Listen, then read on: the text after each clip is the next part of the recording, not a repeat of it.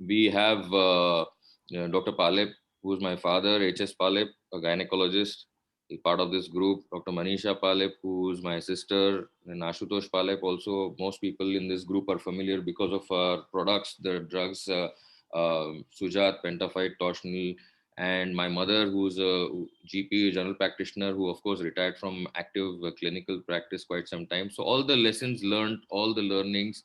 Then my wife, who's a breast cancer surgeon, all the spouses of the remaining part of the family.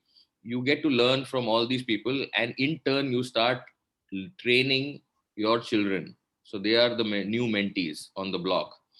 All right. So this is how your first lessons of not only mentoring or also of being a mentee come. That is from your own family. Now, let's go back to my medical school days. So, this is, I feel, the most receptive age. And when I was an undergrad at, say, GSMC in KEM Hospital, uh, in the second year, when we started attending clinical postings, we used to have postings in medicine, we used to have postings in surgery. But because of my childhood and the way I spent it, I always had an inclination towards the surgical branches, which were further fortified during my clinical postings, especially when I did my general surgery posting in the SKM unit, that is Dr. SK Mathur's unit in KEM Hospital.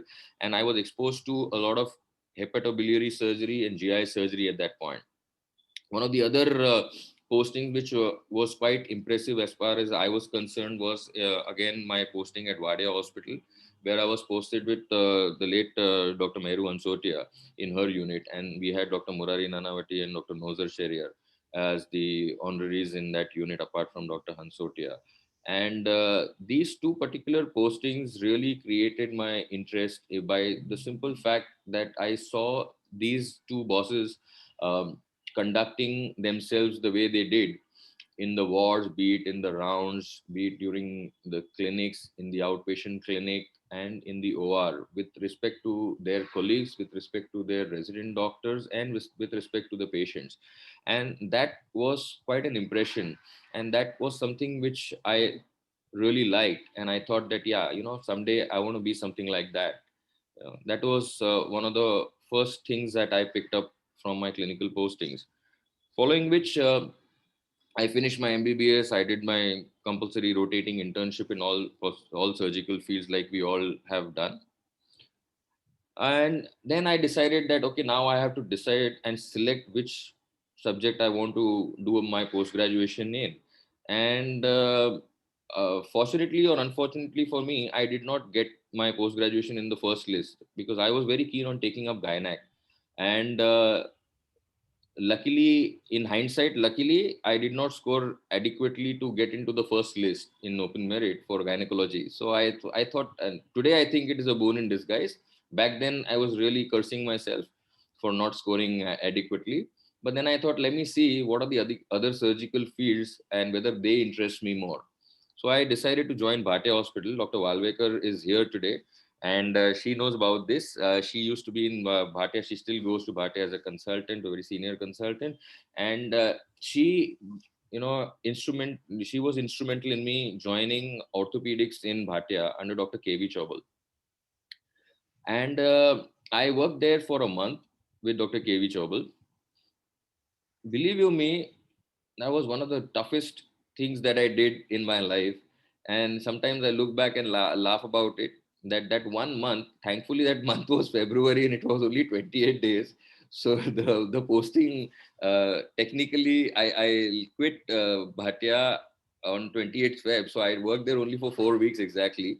But those 4 weeks were the most grueling 4 weeks that I remember in working there. It was worse than internship because internship we thought we really slogged. It was worse than probably the other residencies that I did. Okay, KV Chaubal had this phenomenal work ethic. He used to start the OR at 7 a.m. and there was no time of the OR getting over. Our surgeries used to go on till late in the evening.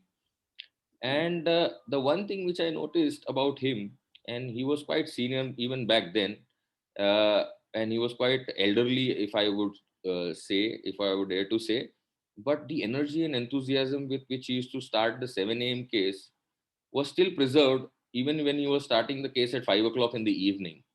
which was something which was just unreal and unbelievable. And by the end of 4 weeks, by continuously being in the OR from morning to evening every single day and attending casualty calls in between, taking ward rounds in between, attending rounds with him, and going to the clinic, there was no time left. And at the end of 4 weeks, I landed up with bilateral plantar fasciitis, which also he only treated. So that was the stint in Bhatia Hospital with Dr. KV Chobal, which I will remember. And that is why I have written here, no ethic is as ethical as the work ethic, which was taught to me by him. Then I quit orthopedics because I thought that this is not something that I really like to do, putting plasters, taking x-rays, waiting to fix bones. So I went to gynac. And I thought that since I have, been exposed to obstetrics and gynac since my childhood, let me go and see what it is to do residency in gynac. So I went to Bandra Baba, which was back then. This year is 1997. Back then, it was one of the heaviest units there, Dr. Virkut's unit. I don't know if Dr. Virkut is around here today. He has been a part of earlier talks when I have attended some of these talks on this group. But there again, we used to have alternate day emergencies and alternate day ORs, OPD emergencies on alternate days and alternate days operating sessions. And again, there, our registrars or my registrars were both post MD, and they were really passionate, and they had come there to improvise on their skills and expertise. And in the same time, they used to train us and let us be, although we were not registered for MD or DGO, we were just doing a plain house post, me and my colleague. They used to give us responsibility to the patient, allow us to do things on our own independently. And I ended up learning so much of obstetrics and gynec in those 2 3 months that I worked there. And then eventually I got my post. I got my MS registration at Nair Hospital. So I also obviously ended up quitting gynec. And what I saw in this particular posting of 3 months with Dr. Virkut and his unit was the epitome of devotion to work. And this is what I took back with me. On the day of my interview for my post graduation seat, it was a common pooling. By the time we had gone to select post graduation seats, I went to JJ for my interview, and I was getting gynec in Sion. I was getting gynec in. I was getting radiology in Sion, and I was getting surgery in Nair at that time. And I was trying to figure out what should I do. I even spoke to my dad and called him on the phone, and he said that you decide what you want to do tomorrow. I don't want you to tell me that I did this because you told me to do it. So I said, okay, yeah, that makes sense. I better not do something like that. So I did not take up gynec, I did not take up radiology. I went and took surgery because I thought surgery is something which I wanted to always do, like something in the surgical field. I could not do radiology because that was something which was not directly communicating with the patients and touching the life of a patient. And gynec was something which I didn't want to eventually do because I didn't want to be called as Dr. Paleb's son or Dr. Manisha Paleb's brother. Eventually, I wanted to carve a name of my own, a space of my own in a field of my choosing. So I ended up taking surgery in Nair Hospital when I joined surgery in 1997. There, two people made an impression on my mind there in my surgical training, and these are those two people. One is Professor Rajiv Joshi. He's still a professor and unit head at Nair Hospital, and also a consultant in Bokhat at Bombay Central. And the other one is Dr. Prasad Wagle. Now, these two were dedicated and focused in their work in GI and HPB. And continuing from the trend that I had picked up in Dr. S.K. Mathur's unit in MBBS, this here was something which I really enjoyed working with these two people because they instilled a sense of work culture. They were real taskmasters and they had real minute attention to detail, which they passed on to us. And there was this very funny incident. I was on my first house post, and we had this patient who was scheduled for a Whipple procedure the next day morning, a pancreatic or duodenectomy. It is supposed to be the biggest procedure in general surgery, GI surgery, even today. And back then in 97, 98, there were basic antibiotics. There was hardly any infrastructure. We didn't have too many blood products available. We had very limited technology with respect to energy sources. There was no harmonic or anything. Even bipolar, we barely had a good bipolar in the OR in in Nair Hospital. So doing a Whipple was like an 8 to 10 hour procedure back then, and it used to be a preparation of 1 week before surgery for a patient to undergo Whipple. And the previous day or the evening of the eve of the surgery, the house surgeon was supposed to do a forearm cut down. That time there were no central lines and stuff available, so we used to manually do a cut down in the antecubital fossa, take a vein and pass in an infant feeding tube from there, which would serve us for the next week to 10 days in the recovery of the patient, and of course managing the patient intraoperatively. And I remember, instead of nicking the vein, I nicked the brachial artery, cut the brachial artery. एक minute जाऊ नकोस. So there was a spurt of blood straight up to the ceiling, and I realized that, okay, I've cut the artery. So I immediately packed it. Gallup का entrance किधर है? Then हाँ, Madam Palwekar is already galloping to हाँ, gallops. So, यही. अच्छा, वो पहले दूसरा था ना, शिवाजी था. हाँ, पहले so, दूसरा था. uh, so what happened was that there was no cell phones, there was nothing there. So the first thing my senior did was he called up Prasad Wagle, and he told him that, that this new houseman who has come, he has done a cut down on the patient for tomorrow's surgery, and he just nicked the brachial artery. So I think we'll have to postpone the surgery. So Wagle was really wild because, he wanted that Whipple to come on table the next day. So he said, "You call this guy on the phone." So I answered the phone. I He said that, "I don't know what you want to do. I don't know what you're going to do. I want that artery fixed, and I want this patient on table tomorrow morning." So all right. So I went ahead, called the CVTS resident, who was luckily again a friend of mine and a senior from KEM.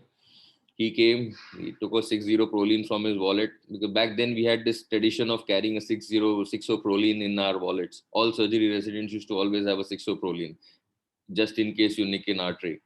So he took the 60 proline, he sutured the brachial artery, he handed me with a sono Doppler machine. Back then we used to have a small sono Doppler machine which used to have a probe, and you just put the jelly and put it on the vessel.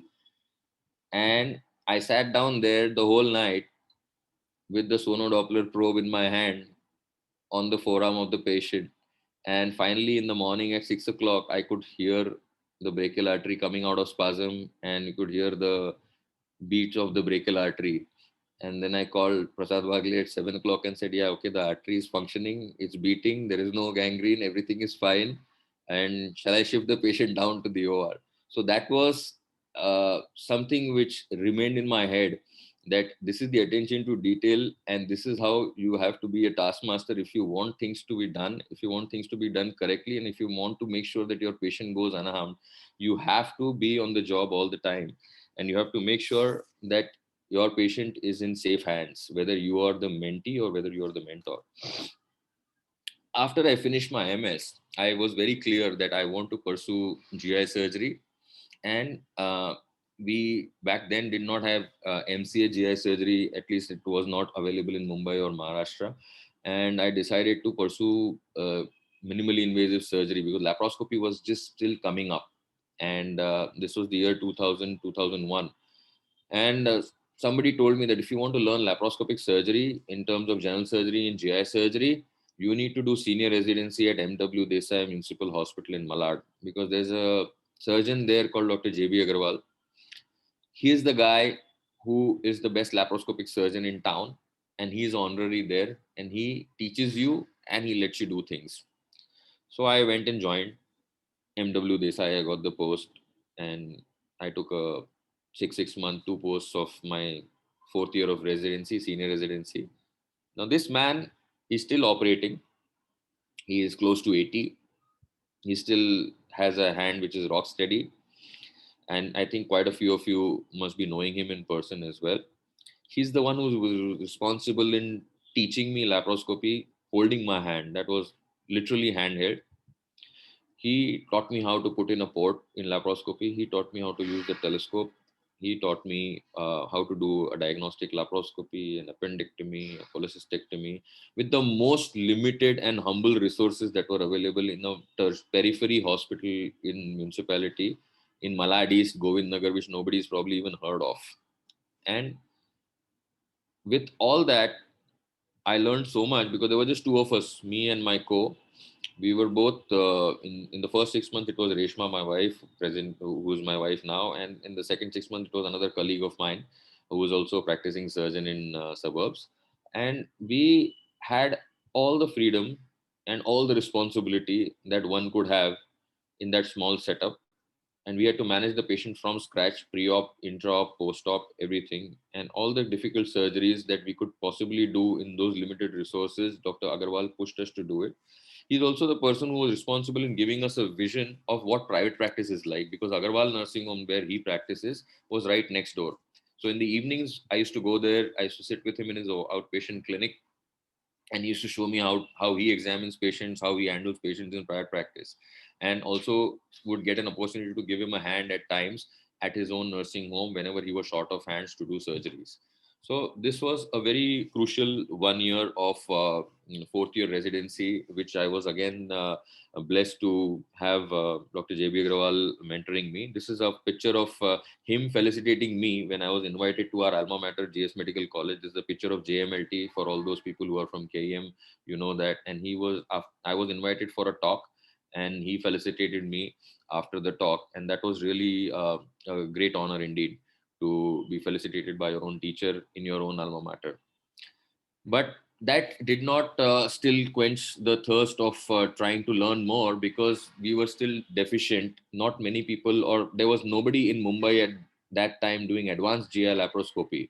And when we were attending conferences in my years of residency in Nair and in Malad, I had already seen in the rest of India that in the north and the south, people are already doing a lot more. And then Dr. Agarwal said that, that the world is your playground. You need to go abroad and learn something more. So he arranged for me to go to Bordeaux in France, in south of France. And I started a fellowship of 3 months with Dr. Duluc and Professor Perissa. And now Professor Perissa is this person, and this is Dr. Duluc, Dr. Jean-Louis Duluc. And he's the one who trained me for those 3 months. And he was Dr. Duluc's mentor. Now, Professor Perissa is one of the surgeons who did the second ever laparoscopic cholecystectomy in the world. The first one was by, as everybody knows, done by Dr. Eric Mouher, and the second one was done by Jacques Perissa. So these were the two people under whose tutelage I was exposed to advanced laparoscopy. So back then, everything other than cholecystectomy and appendectomy and diagnostic laparoscopy fell into the domain of advanced laparoscopy. So all hernias, all complex hernias, ventral hernias, then splenectomy, pancreatectomies, gastric tumors, intestinal tumors, large intestinal tumors, all these things came under the purview of advanced laparoscopy. And that is what I was exposed to for the next 3 months at Bordeaux. And here again, one could actually see what what are the limits that you can push in your surgical field when you are given the right infrastructure, when you are given the right instrumentation, and when you are given the right backup facilities, and when there is a big team at play, when it's a tertiary referral care center like what we have today in private practice, and the institutions that we have in our city. This was in 2002 when I went there, and this was something of an eye opener. And I thought that, whatever I've learned here, I'm going to put it into practice as soon as I go back home. When I went back, I said, okay, now let me crack this puzzle. I joined as a lecturer in Sion Hospital, and that was the post of an assistant professor. This was from 2002 to 2004, like 3 years of me being an assistant professor in Sion. We had some basic instrumentation in laparoscopy, and obviously not the same kind of infrastructure that you find in Europe back then. The problem was that people were not open to change. That the inevitable was due to happen, that open surgery is going to be taken over by laparoscopic surgery. It had already been taken over by laparoscopic surgery in the rest of the world, and we were still grappling with issues on whether we should try lap or not, and that too in a metropolitan city like Mumbai. Whereas in the north and south, people were already way ahead of us in this country of ours. So unfortunately, whatever I had learned was not put to good use, and I really struggled to do anything with all the new techniques that I had learned in laparoscopy. And that is something which I always regretted. Though the thing which I always took back from science, which I always remember science for, is the exposure to trauma. We had such a lot of trauma workload in the casualty in Sion. It was just not just abdominal, but it was also thoracic trauma, and that is where I learned how to handle the thorax, open the thorax, take care of big vessels in the thorax, take care of the lung, take care of the trachea, esophagus, everything. So that was something which I took home from Sion. Unfortunately, did not grow much in minimally invasive surgery, and then I thought that now it's time for me to set shop, and started private practice in my nursing home at Prabhadevi and at Harkishan Das, the erstwhile Harkishan Das and Bhatia Hospital, as a consultant in 2004. The next 2 years, I was also a traveling laparoscopic surgeon, like most people even practice today.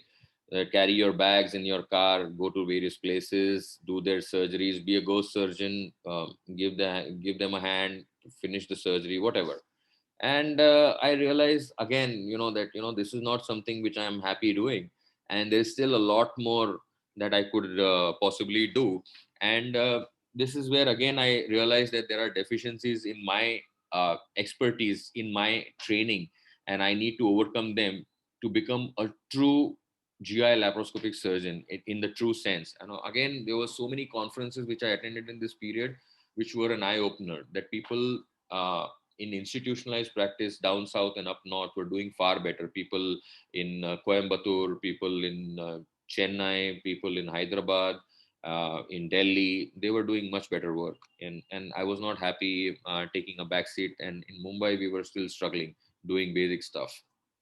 So that's when I came with an exposure from one of my other mentors, in a way to speak. He was just 2 years senior to me. There's a guy called Sanjeev Kaul. He's a uro-onco surgeon based in the US for many years now. And he told me that you're not looking at the bigger picture. He said that the time for laparoscopy is also passing by. There is something called robotic surgery which is on the horizon, and I think you should start pursuing something like that. So mentors don't necessarily have the answers, but they can always help you find your own answers. And this is what I would credit to Sanjeev, because he told me that you have to look for fellowships for robotic surgery now. Stop bothering about laparoscopic surgery. And that was the game changer. So in 2006, I was started hunting for fellowships within India. I didn't find any who were willing to teach at that point in time, not very receptive. Then I started looking abroad. I looked at US, I looked at Canada, Australia, New Zealand. I even landed up with an interview in a godforsaken place way up north in Canada, that too for liver transplant. And I was like, okay, I'll be frozen by the time I come back. So, and even liver transplant still was not, it was in the nascent stages at that time. And while hunting in Australia, New Zealand, down under Europe, everywhere, I found this center in Italy. And I applied here for a fellowship in GI robotics. And you will be surprised, this is in 2006. There were already 30 Da Vinci robots in Italy. That was the highest that a country had back then in 2006, because the government supported public health system was already seeing that this is the future, and they had procured all these Da Vinci's for every district hospital. And this was a center which was a small town called Grosseto in Tuscany in Italy, with a population of just 90,000 people, and one big hospital, a tertiary referral care center. They even had their own helicopter, a chopper, to airlift their patients in from the surrounding villages, because it was a small, very small town with only villages surrounding it. And this is where I embarked on my journey in minimally invasive surgery. This was not just a robotic GI surgery fellowship. The boss there, Piero Giulianotti, Professor Piero Giulianotti, he not only taught me robotic surgery in GI, he also taught me laparoscopic surgery and open surgery once again. Now, here was a mentor, or here was a person who actually taught how to approach a surgery, how to see a patient, how to plan that person's surgery, right from putting in a port and why you are putting a port where. Have a clinical discussion ahead of the surgery. So a day prior, we used to actually sit down and discuss at the end of the day's work, the next day's OR list, because we used to have OR every day except Saturday. So every day in the evening, we used to sit down and plan the next day's OR and why, what ports are you going to put, what kind of surgery you're going to do, why, and we used to stand with the patient and discuss all these things. And the OR list was also so meticulously planned there that it was him telling each person that you're going to be there for this case, you're going to be go for this case, and you're going to go for that case. That was keeping in mind the likings of each person in that team and the subspecialization that they are going to pursue in the future. And most of my team members were all in their early 30s. I was 33 then, and all my other colleagues were more or less the same age, and they were all either fellows or senior residents in the unit. And this is something which was a complete eye opener and a game changer. You know, these are all the people who are with me. This and all these people are today doing so well that it's unbelievable. Okay, that's me. That's how I used to look back then, with all black hair, jet black hair. Now I'm completely gray. This is a guy called Graziano. He is today the director of his department of oncosurgery in Rome, in a very big hospital, in a tertiary referral care center in Rome. This is Yasumitsu Hirano. He's from Japan. He also heads his unit of gastric cancer in a city in Japan. This is Mario, again heading and also the director of the program in southern Italy in a very big hospital. So you know, all these people have been mentored by the same person, by one person with a vision, who taught everything possible under the sun back then to anyone who was ready to learn. Okay, after finishing that fellowship, I came back to India in 2007-8, and I restarted my private practice like most of us have done in South Bombay. I was attached to Bhatia, Saifi, Kambala Hill, Breach Candy, and I used to do cases wherever, whichever patient preferred.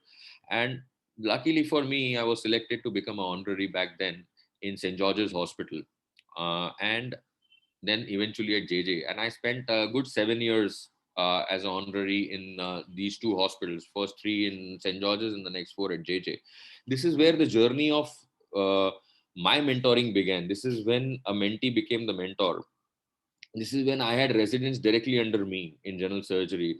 And this is where I decided that I need to push the limits of general surgery. I need to push the limits of GI surgery, and I need to push the limits into thoracoscopy also. And luckily for us, we had today he's the head of the department of JJ Hospital and Department of Surgery, Professor Ajay Bhandarwar.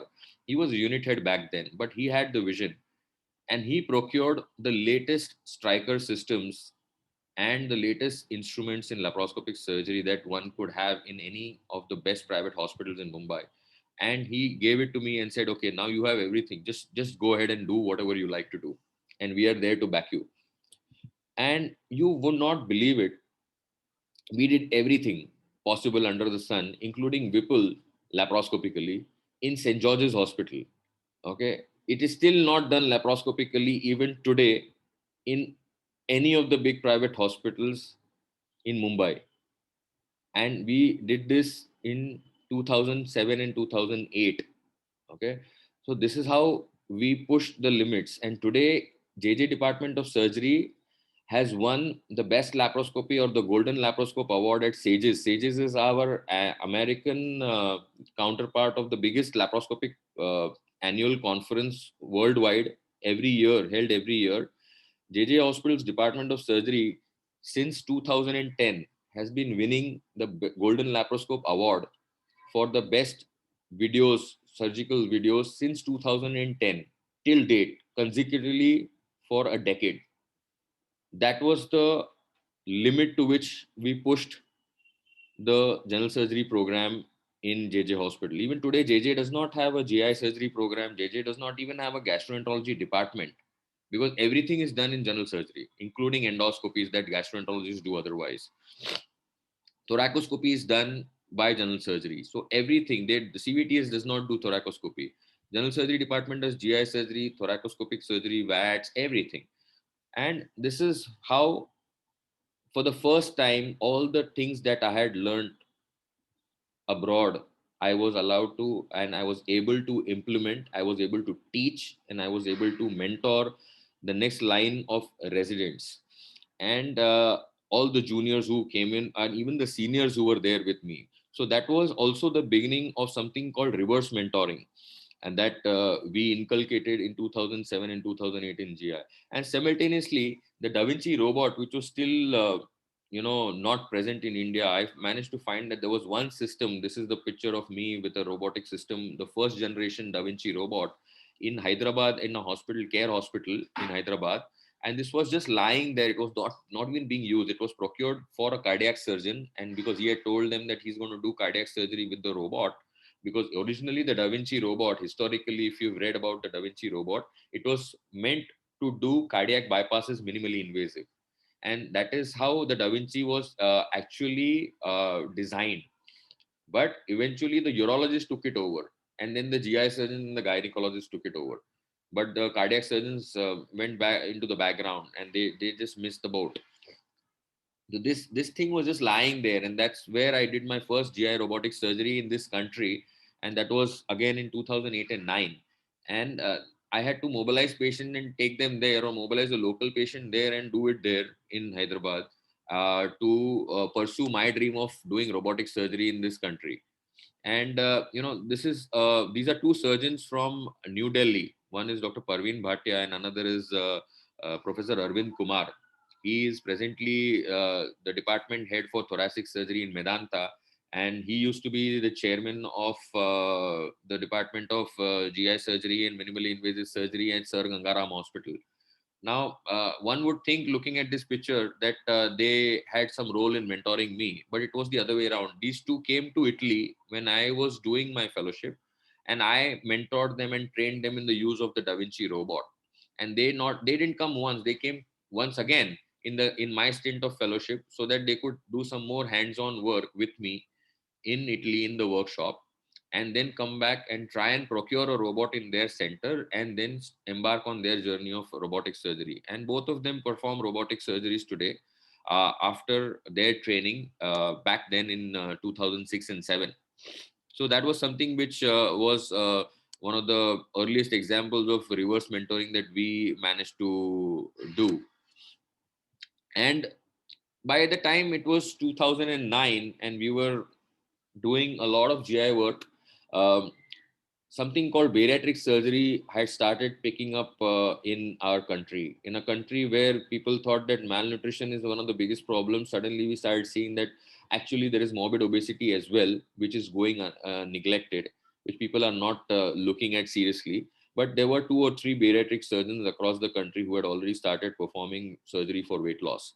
And then that's when I thought that in order to become a better laparoscopic surgeon, better than what I already think I was or what I already thought I was, I decided to pursue bariatric surgery. So I went to Boston, to Beth Israel. Beth Israel is one of the teaching hospitals for the Harvard Medical School in Boston. And I did a mini fellowship there with Professor Dan Jones. He's also one of the biggest names in bariatric surgery in the United States.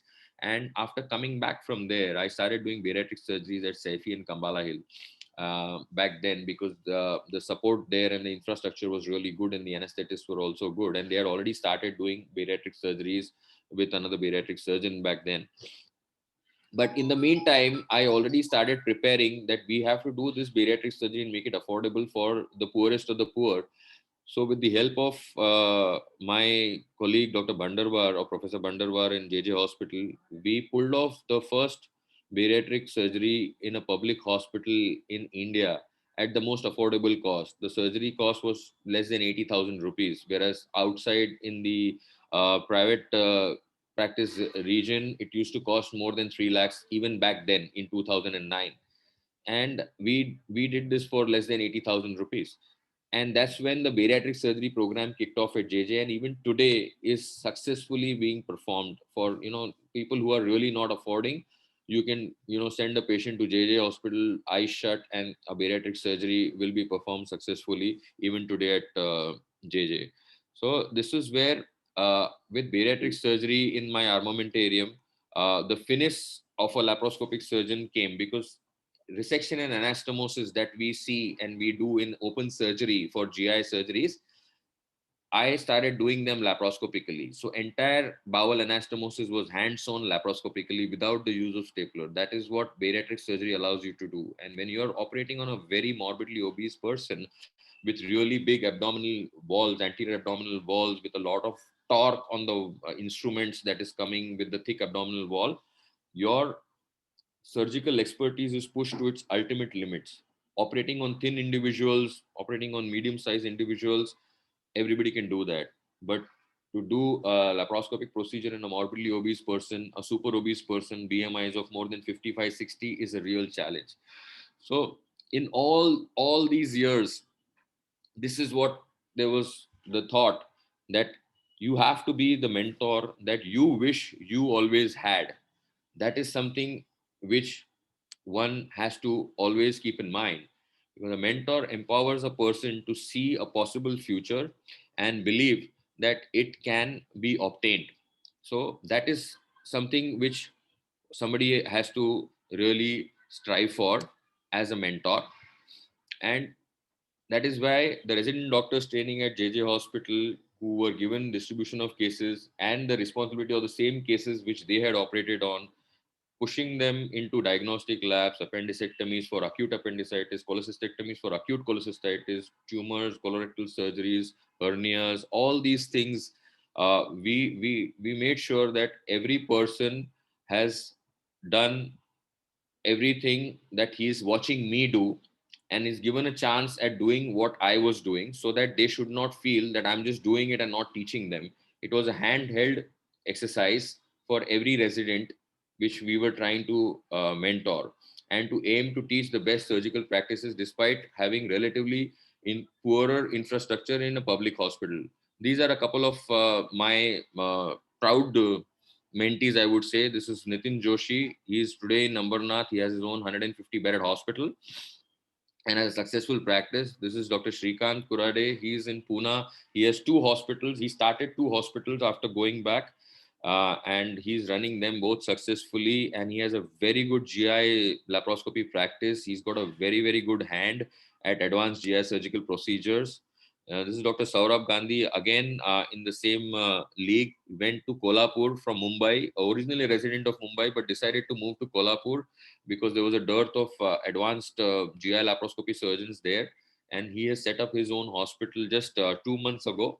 And up until now, he used to work in different corporate hospitals, but now he has his own setup, and he's taken over a 200 bedded hospital with another surgeon, and they are all doing good work. Now, after this came the year 2012, where my South Bombay practice and whatever I had achieved in South Bombay gave me an invitation, or got me an invitation from Kokilaben Dhirubhai Ambani. And they asked me to start the department of bariatric surgery in Kokilaben. And here I had the Da Vinci robot, I had all the latest infrastructure, I had the backup of the institution. It was a quaternary care institute. We had fellows, we had DNB surgery residents, we had observers coming from different countries. Uh, an opportunity by that time to be invited as a guest speaker and as a guest surgeon to various parts of the country. And by that time, the level of communication between a doctor patient, between a doctor and his colleague, all those things were already a part of my armamentarium, I would dare to say that. And we already were working as a team with a multidisciplinary approach. With this is a photograph of our team of endocrinologists. We used to be called as the Department of Endocrine and Metabolic Surgery at Kokilaben. These are our three endocrinologists.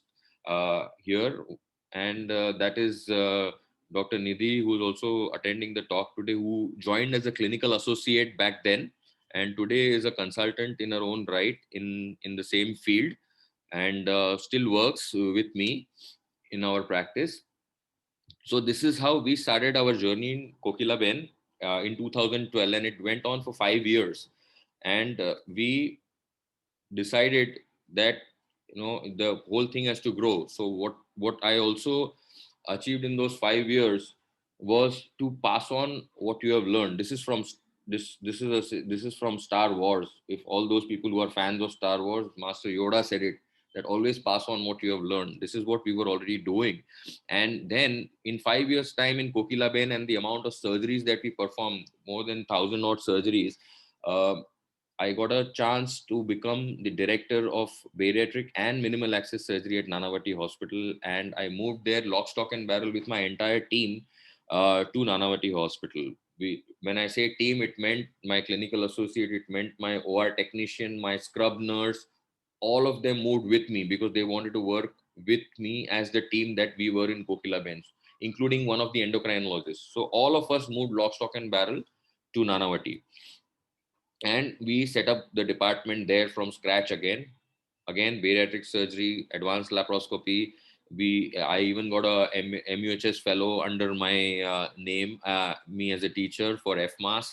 And again we started doing the same work. We started training people there, bariatric, GI, thoracoscopy, everything.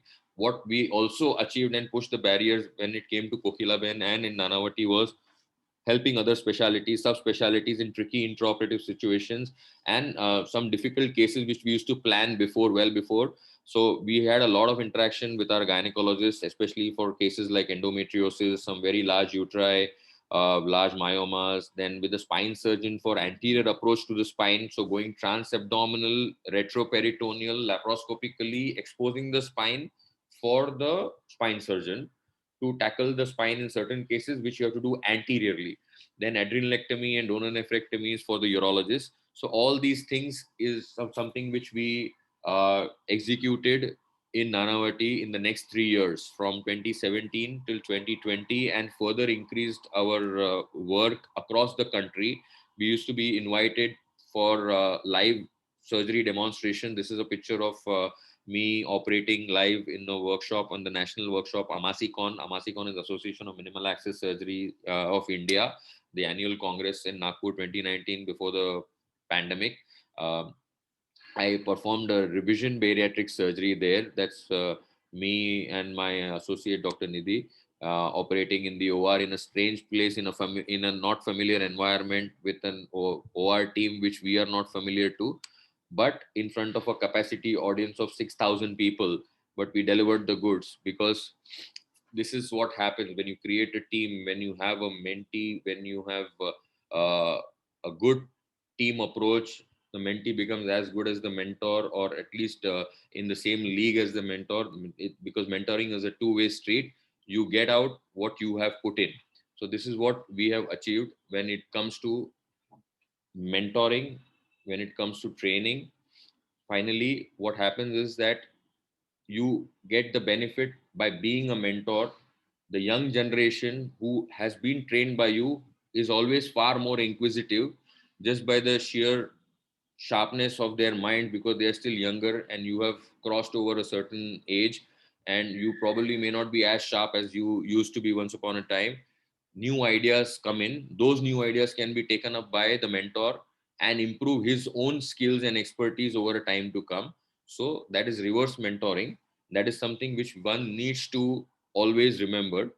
So eventually, in a nutshell, a strategy or strategies for effective mentor mentee relationship are to commit to each other, to develop the trust, to plan goals, to assign role and responsibility, and eventually make sure that there is a collaboration for the best outcomes for your patient.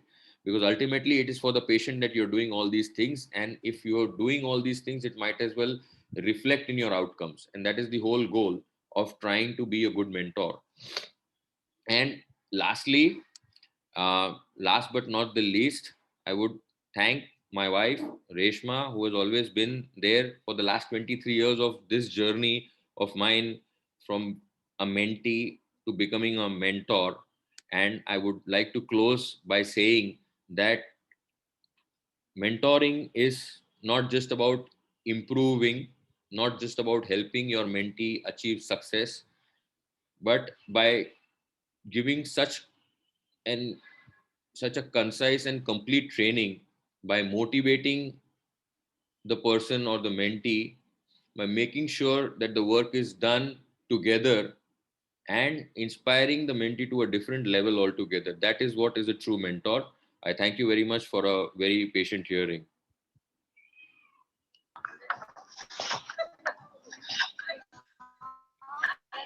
Hi, Hi, that was a Jaideep. That was a fantastic.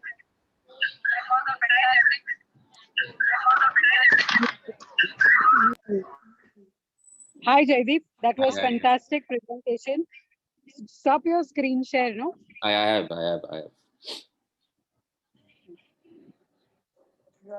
Yeah, great, excellent. I will now invite people to make comments.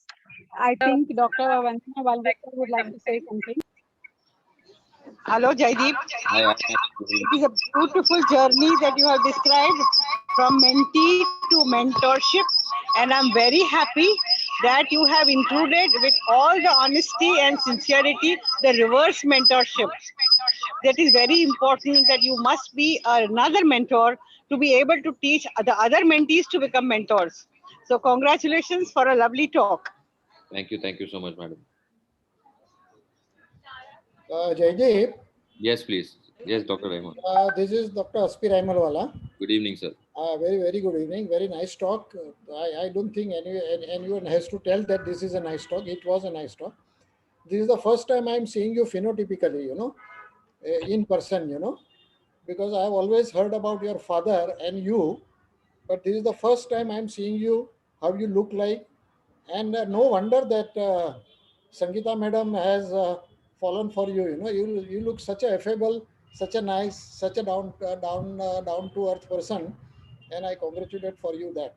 Thank you, sir. You see, when you are talking of mentor, according to me, there are two types of mentors are there. One is a silent mentor, and another is obviously what you talked about and all. Now, who are silent mentor? Now, for example, your child will follow what you do without saying anything or without uttering a word. Right. Somebody comes at the door, knocks the door, rings the bell, and asks, Mr. So and so is there inside the house? Child opens the door, and from the backside, the father tell them, your father is not there, even if he is there. So these are the seeds of speaking lies, which is already sown into the child, and this is how the father is mentoring a child. Similarly, many examples can be given. Right. Other mentors are the way you are mentoring the people. In my life, Dr. Vadavekar, Dr. Adi Dastur, they were all very senior to me when I was a resident in Wadia Hospital and all, and very nice people. But then I have come across some mentors, so-called mentors, teachers, seniors, and I have got my habit of putting my foot into my mouth, but I won't hesitate to say that they were few of them were the rascals of the first class. You believe me, and they will stop Sorry, no way. Can I interrupt for 1 second? Sir, please excuse me, but I need to go somewhere. So I'm going to leave the meeting now. Bye, Jaideep. Thanks a lot. Thanks, Sangeeta. Bye-bye. Bye. So I must say that they will stoop so low to the help to harm you or do or something like. Very few of them, but they were there. Dr. Adi Dastur, Madam Valvekar. Today also they treat me as though I am their colleague. I am so junior to them. I was working under them, but they are so nice and helpful all the time. Always like that. I worked with Dr. B.N. Purandare. I worked with Dr. V.N. Purandare. And believe me, I am a reasonably good laparoscopic surgeon, may not be an excellent like the other people who are there. And I look after the family planning laparoscopic ligations. And I must have done not less than about 50,000 laparoscopic ligations so far. But you will be surprised to know that when I left Wadia Hospital and I look back my biodata, how many laparoscopies I had done at that particular point of time? One laparoscopy. So what happened? You learn on your own. but you require a basic skill in your there. You cannot make a bad surgeon a good surgeon by mentoring. A basic thing is always there inside, which is there in you. I think you are somewhere around now. I roughly calculated you are about 47, 48 years old now. Yeah, Somewhere, 47. yeah, 47. You are around, but you have got such a huge aptitude to learn at this stage, and you started mentoring people when you are about 34, 35. So last about 12, 13, 15 years you have been mentoring, and I must congratulate for wonderful work which you have been doing. I have got plenty of things to say, but let other people also say something about. Okay, but the only thing is that there are hardly about 15 people who joined, and I don't know what they have missed out on this particular lecture. But anyway, the link will come and Yeah. many more people will see and they will benefit from your talk. I'm absolutely sure about it.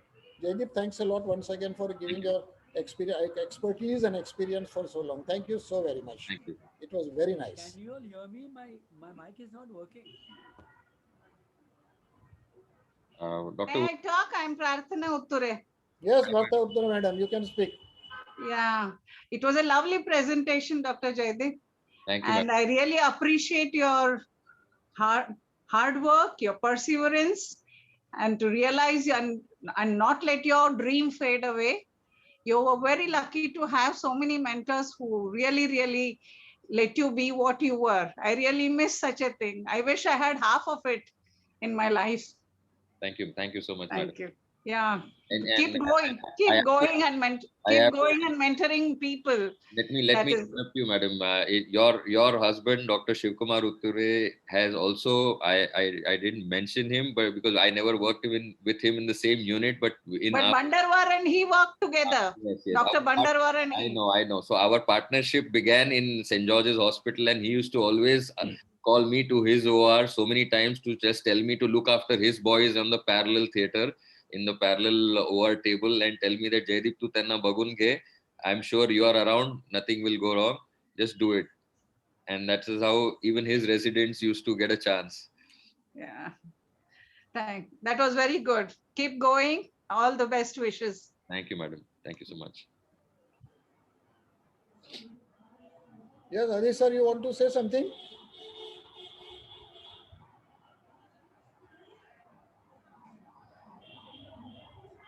Hello. Hello. Aspi?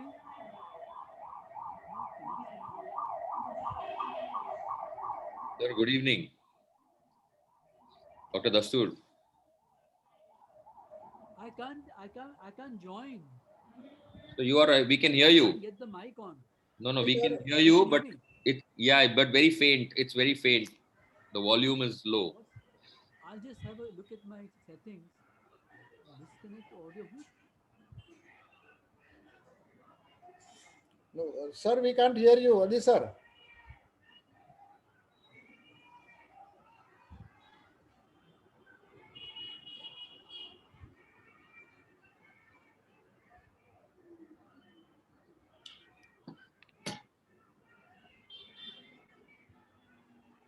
I think there is something wrong with audio. Adi sir's audio. Yeah, he's connecting to audio now. Ah, Yeah. Yeah. Can you hear me now? Yeah. We can Yeah. hear you now. You can hear me now. Well, Jaideep, you come from a family of doctors and Sir, you can I know increase your the family volume very of well. your this thing. Thoda Aspi, can volume. you hear? Yeah, we can hear you, sir. So your lecture was about mentoring and reverse mentoring and everything, but the work you displayed in your spirit is what actually impressed me. The way you had worked from the time you were, like Aspi said, the time you were young and you began teaching and sharing your work. And at that time, people don't usually do that. And when you got the chance to be in the Kokila Ambani Hospital, you developed the department over there. I mean, that was really, I've been following the Anshu is my husband from Vadia. Is she working with you? And Right. Arvind? Yeah. So we What's did a lot of Arvind, surgeries which together. We spines used you to do? You do all the no. MTA spines for Arvind. No, not for Arvind. So- It was for some other surgeons. But we did a lot of work together, me and Anshu. We did a lot of surgeries together, both lab and robotics. Yeah, she's really sweet. She's really good Absolutely. as a person and then as a robot. So both she's good. But what I liked about you is your spirit of working. You know, I mean, you really, uh, more than mentoring, you've taught and you've learned and you've learned and you taught. And you're not, like Aspi said, shy to say that your student taught you this or or you learned something from somebody else who's junior to you. And where's your hair gray? It's absolutely black. No, it's gone white. Acha. So I really enjoyed your talk from the point of view of your story. Your story was very good, very well related, and mentoring was a part of it, but mentoring wasn't the main part of your talk. The main part of your talk was your spirit Thank you, sir. and your Thank you so much. In fact, eagerness to learn, eagerness to teach, both, and balancing the two together, which is very good. Aspi was my favorite houseman in Wadia Hospital. I mean, he was so good, and his batch of students who were with him were even brighter. I mean, the whole batch was very good. Aspi, Habobi was with you? Aspi? No, she was. Yeah, she was. He can't hear me. But now. she was about 2 years junior. But she was there when we were there.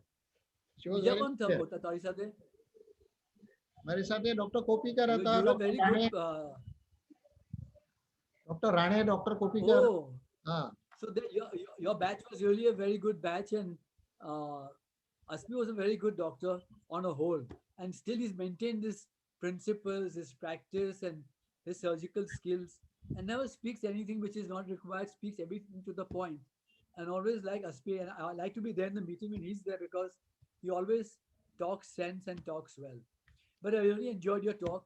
Write a story about yourself, what you started with and how you achieved, and how you come to back to Nanavati Hospital.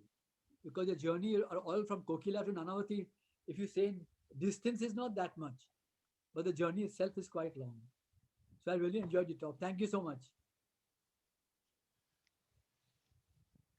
Hello. Hi, Adi. Hi, how are you? Good, good. Very nice. I feel so proud. The presentation of my son was very good. They say that father, Excellent. when he sees a son doing so well, he becomes very proud. Even when a student becomes big, a teacher becomes happy. So that's how the mentorship goes on.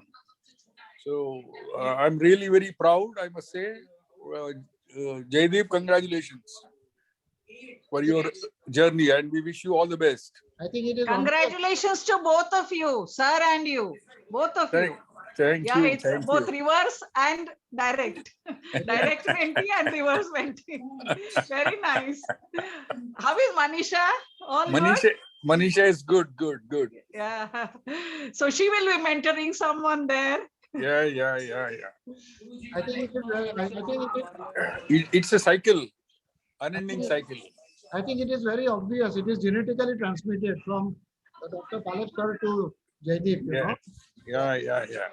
Because I know. Thank you all very much. Sir, you have done such a lot of work even in Ayurveda research, and you have set up your whole thing and all, and wonderful work you have been doing. So probably that hard work, this vision, probably has come from you to Jaideep. I think. Thank you. Thank you so very much. I think shall we call it a day because Sangeeta is not around now. She's been. So the Pratna Uttura madam is in charge. So if she can say that, you can. Yeah, I think it's time to close. Yes. Jaideep, write your story. Aspi sir, you finish it off. Yeah, no, you are the chief in charge now. No, I can't be. Yeah, go ahead, sir. Let's finish it. No, it's a very nice thing. Once again, thank you very much. And Adi sir, you can say ado you to everybody.